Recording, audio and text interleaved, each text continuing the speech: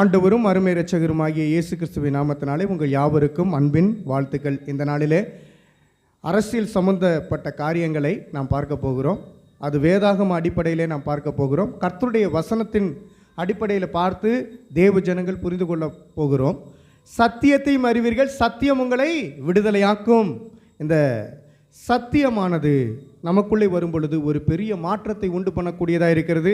இவைகளை நாம் புரிந்து கொள்ளப் போகிறோம். எனக்கு அருமையானவர்களே, இந்திய தேசத்தில் இந்துத்துவ அமைப்பின் மூலமாக அநேக பாதிப்புகள் ஏற்பட்டு கொண்டே வருகிறது. அதை நியூஸிலும் பார்க்க முடியும், கிறிஸ்துவ செய்திகளிலும் அதிகமாய் நாம் பார்த்து கொண்டே வருகிறோம். எனக்கு அருமையானவர்களே, அதை குறித்து தான் பார்க்க போகிறோம். முதலாவது ஒரு வசனத்தை நாம் வைத்து அதன்படி பார்க்க போகிறோம்.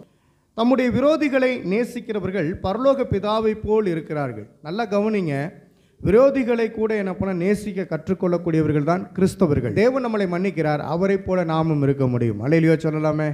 வாசிக்கலாம் அந்த வேத பகுதியை. நான் உங்களுக்கு சொல்லுகிறேன், உங்கள் சத்துருக்களை சிநேகியுங்கள், உங்களை சபிக்கிறவர்களை ஆசீர்வதியுங்கள், உங்களை பகைக்கிறவர்களுக்கு நன்மை செய்யுங்கள், உங்களை நிந்திக்கிறவர்களுக்காகவும் உங்களை துன்பப்படுத்துகிறவர்களுக்காகவும் ஜெபம் பண்ணுங்கள். இப்படி செய்வதினால் நீங்கள் பரலோகத்தில் இருக்கிற உங்கள் பிதாவுக்கு புத்திரராய் இருப்பீர்கள். அவர் தீயோர் மேலும் நல்லோர் மேலும் தமது சூரியனை உதிக்க பண்ணி நீதியுள்ளவர்கள் மேலும் அநீதியுள்ளவர்கள் மேலும் மழையை பெய்ய பண்ணுகிறார். எனக்கு அருமையானவர்களே, இந்த பூமியில் நீதி உள்ளவர்கள் என்று இருக்கிறார்கள், அநீதி உள்ளவர்கள் என்று இருக்கிறார்கள், நல்லவர்கள் என்று இருக்கிறார்கள், தீயவர்கள் என்று இருக்கிறார்கள். ஆனால் எல்லா பேர் மேலேயும் சூரியன் படுகிறது. நல்லோர் மேலும் தீயோர் மேலும் ஆண்டவராகிய கர்த்தர் மழையை வர்ஷிக்க பண்ணுகிறார், மழையை உண்டு பண்ணுகிறார்.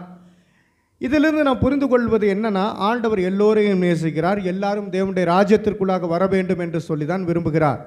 இந்த பூமியில் இருக்கக்கூடிய ராஜ்யங்களை நீங்கள் பார்க்கும் பொழுது எந்த ஒரு ராஜ்யமும் நிலைத்து நிலைத்து இருக்கவில்லை. அதுதான் முக்கியம். இந்த பூமியில் பல ராஜ்யங்கள் வந்து போயின, எந்த ராஜ்யமும் நிலைத்து நிற்க முடியவில்லை. ஆனால் ஒரே ஒரு ராஜ்யம் நிலைத்து நிற்க போகிறது, அதுதான் பரலோக ராஜ்யம். அந்த ராஜ்யத்திற்குள்ளாக நாம் இருக்க போகிறோம், காட்ஸ் கிங்டம். இந்த ராஜ்யத்திற்குள்ளாக நாம் வாழ்வதற்கு நம்மளை புத்தி உள்ளவர்களாக நம்மளை அர்ப்பணித்து கொள்ள வேண்டும். இந்த உலகத்தில் அநேக பேர் அரசியலுக்காக வாழுகிறார்கள், அரசியல் தலைவர்களை பின்பற்றி போய் மோசம் போகிறார்கள். எனக்கு அருமையானவர்களே, நீங்கள் பாருங்கள், உலக ராஜ்யத்தில் என் ராஜ்யம் பெருசு உன் ராஜ்யம் பெருசு சண்டையிட்டு கொண்டு பல போர்களை நடப்பித்து கொண்டிருக்கிற ஒவ்வொருவரும் எப்படிப்பட்டவர்கள் என்றால், ஆண்டவருக்கு விரோதமாகவே செயல்படக்கூடியவர்களாக இருக்கிறார்கள். நீங்கள் தேவனுடைய ராஜ்யத்தை கட்டக்கூடியவர்களாக இருக்க வேண்டும், பரலோக ராஜ்யத்திலே நீங்கள் பங்கு பெறக்கூடியவர்களாக இருக்க வேண்டும். அந்த ராஜ்யம் நிலைத்து நிற்கக்கூடிய ராஜ்யம். அல்லேலூயா சொல்லுங்க. அல்லேலூயா. இன்னைக்கு ராஜ்யத்தில் நீங்கள் பார்க்கும் பொழுது, அதாவது பூமிக்குரிய ராஜ்யம் பரலோக ராஜ்யம் என்று இருக்கிறது. இந்த பூமிக்குரிய ராஜ்யம் நிரந்தரம் இல்லையா?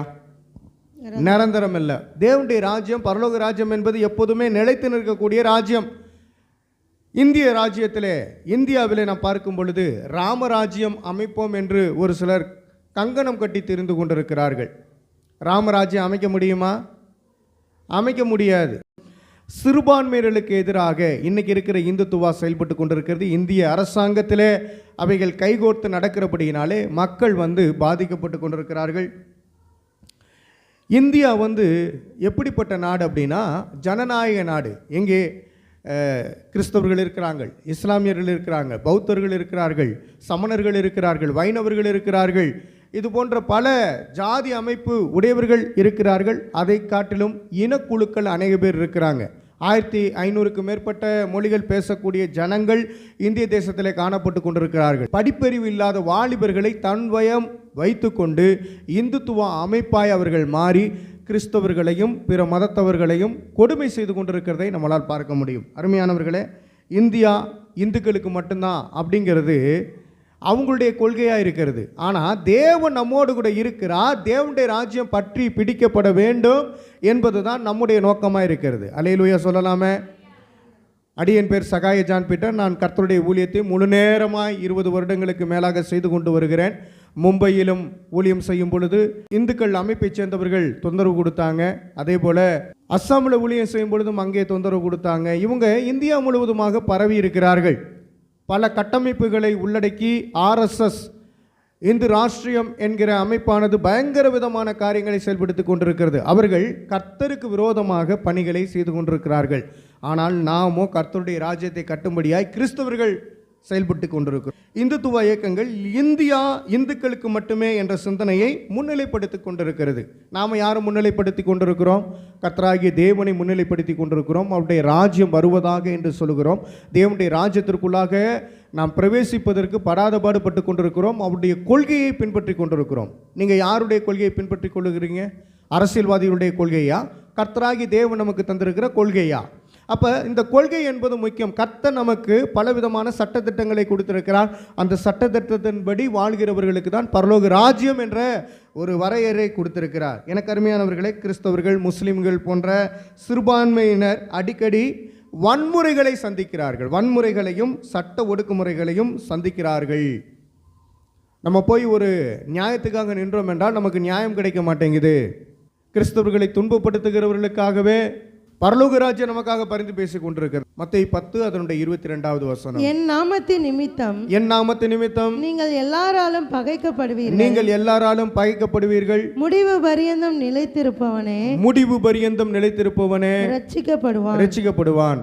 அருமையானவர்களே, கிறிஸ்தவர்கள் மாத்திரமல்ல, இதை மற்றவர்களும் பார்த்து கொண்டிருக்கிறீர்கள். அதற்காக நான் கர்த்தரை துதிக்கிறேன். இது சபையிலே நான் பிரசங்கிக்கப்படுகிற காரியம்தான். ஏனென்று சொன்னால், ஆண்டவர் சொல்லி வைத்திருக்கிறார், அனைவரும் உங்களை கிறிஸ்துவின் நாமத்தினாலே துன்பப்படுத்துவார்கள். அது அரசியல்வாதியாக இருக்கலாம், அல்லது வீட்டில் உள்ள நபர்கள் ரட்சிக்கப்படாதவர்களாக இருக்கலாம். ரட்சிக்கப்பட்ட தேவனுடைய பிள்ளைகளுக்கு விரோதமாகவே இவர்கள் எழும்பி வருவார்கள். காரணம், இவர்களுக்குள்ளே பிசாசின் கிரியை இருக்கிறது. சத்துரு எப்பொழுதும் சண்டை போட்டு கொண்டே இருக்கிறவன்.